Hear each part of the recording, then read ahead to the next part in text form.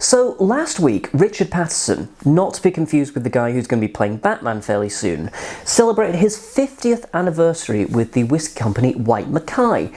Now, if you don't know who he is, then he's one of the most celebrated titans in the whisky world. He's the master blender for Whyte Mackay, and he is responsible for all of their blended whiskies and all of their single malts as well.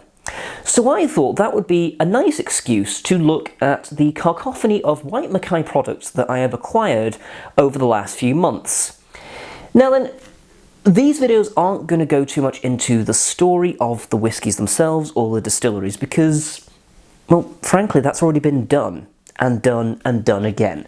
The idea behind these is they're going to be a whistle-stop, almost hit-and-run look at the whiskies that have been made, and we're going to be looking at some modern examples and some older examples as well.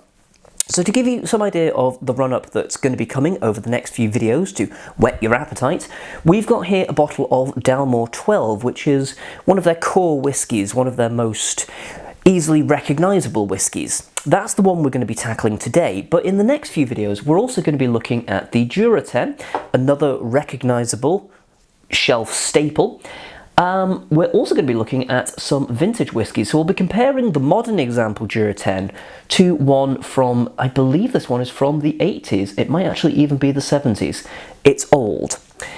We also have an old Fettercairn, also from the 80s, and a Whyte Mackay special release from the 90s. So we're going to be having a look at some of Whyte Mackay throughout the course of history. I do also have a bottle of Tam Navulin from the 70s, which we're not going to be looking at because Whyte Mackay only acquired the distillery in 1993 and then closed it down again 3 years later. Actually, I think it was 2 years later. But anyway, it's not relevant, we're not going to look at it.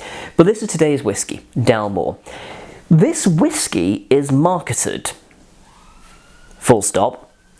It's marketed at sort of the wealthy, the premium market. It's designed to be one of these whiskies that you get seen drinking, basically. The bottle design, when you buy a full bottle of it, it's a gorgeous sort of bell-shaped, almost decanter-style bottle with this massive silver stag on the front, made out of really cheap plastic. You can pretty easily pick those stags off, and they are flimsy, sort of not quite Christmas cracker level, but not far off. It does kind of take some of the veneer off of the premium feel. I quite like the design of Dalmore bottles myself, but that's not what we've got today. We're just going to be looking at a little sample here. So, a couple of things to note about this one. It is 40%, it is chill filtered, it is coloured. It's very heavily coloured. It's super heavily coloured. There is a lot of colouring in this whiskey. Pretty common amongst all of the Whyte Mackays, actually. All of the Whyte Mackay products are chill filtered, more often than not 40%, and super heavily coloured. All of their whiskies kind of look the same. Now, to get back to our master blender friend for a moment, as a bit of research for this video, I decided to look up one of his videos on how to drink whiskey, and a few things struck me. One, he is a masterful storyteller. He's confident, brash, tiny bit aggressive, quite cheeky, a fantastic, fluent storyteller. It was captivating, it really was. And secondly, he makes no mention of looking at the whiskey. There is none of this looking at the legs, admiring the colour.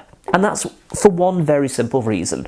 There is no point in admiring the colour in any of the whiskies he has any involvement with, because they're not how the whiskey looks naturally. They're cosmeticized, they're sort of pig in lipstick, for want of a better way of putting it. So there is no point in looking at the colour of this because it tells us nothing. It is the kind of colour that the uninitiated would expect a whiskey that is rich and lovely and luscious to look like. That's what it's designed to do. It's not what the whiskey naturally looks like. I've chosen a Capita glass today because that's Richard's glass of choice. It's a good nosing glass, and he's very clear on how he wants people to hold this thing. So he actually said from the base, not holding it like that or that, because apparently he will come and murder you if you do that. So if you want an old man chasing you down the road with a pickaxe, then hold this glass wrong. So we're going to nose the whiskey, we're going to taste it, and we're going to come to some conclusions about it. I cannot remember the last time I had a Dalmore 12. It's been many a year. I don't think this is the first time I've tried it. I don't think so. I'm pretty sure I've had this at least once before. But anyway, we're going to get into this. Also, I'm not going to throw this whiskey on the floor because I'm not a fucking maniac.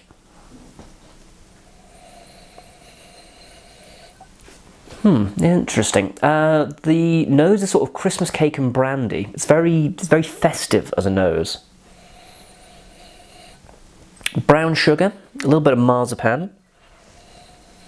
Yeah, there's like a fair few almond notes in there as well. Something a little bit tobacco-y in there as well. And a tiny bit of vanilla. I'm not going to lie, I'm quite digging the nose actually. I'm quite liking it. Okay, but what we want to know is what does the whiskey taste like, so I'll do that now.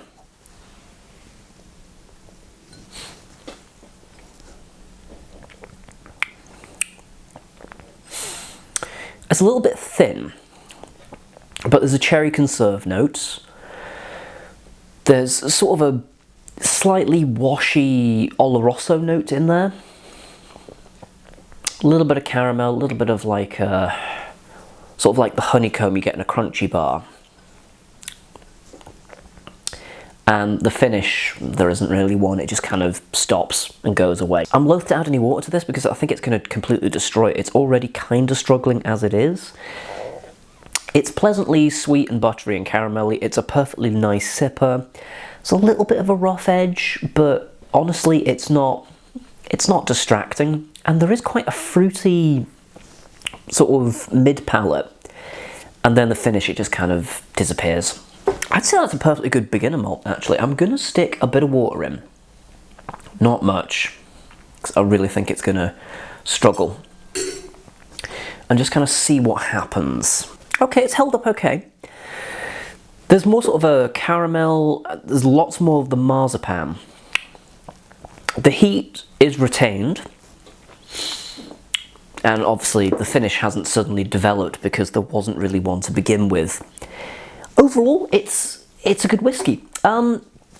If you have been watching my whiskey reviews recently, you'll know that I have a scoring system out of 20. So if you want to see what my final score for taste, nose, etc. are, all the notes will be down below once I finished compiling my thoughts about it. There's also links down to my Patreon if you feel like financially supporting the channel. And if you want to see the rest of the Whyte Mackay videos that I'll be releasing over the next few days, then do subscribe to the channel and you'll get little notifications to tell you when said videos are ready. For now though, thank you very much for watching and do join me next time where I'll be drinking something else.